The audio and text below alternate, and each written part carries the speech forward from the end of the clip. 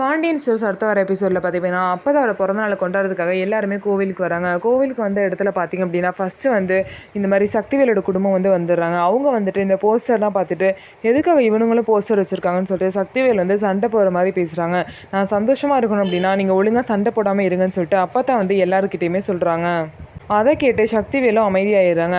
அதுக்கப்புறம் பார்த்திங்க அப்படின்னா பாண்டியனோட குடும்பம் வந்து வேனில் வந்து இறங்குறாங்க.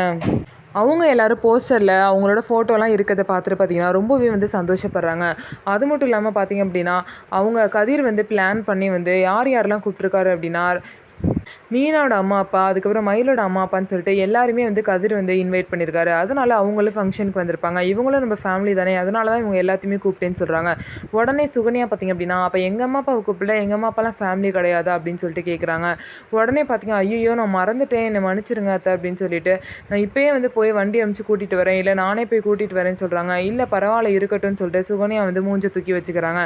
உடனே பாண்டியன் பார்த்திங்க அப்படின்னா விடுப்பா சுகன்யா கோச்சுக்காத, இனிமேல் வர ஃபங்க்ஷனில் கண்டிப்பாக கூப்பிட்டுலான்னு சொல்லிட்டு ஆறுதல் பண்ணுறாங்க. ஸோ நம்ம வீடியோ உங்களுக்கு பிடிச்சிருந்தா நம்ம வீடியோவை லைக் பண்ணிக்கோங்க.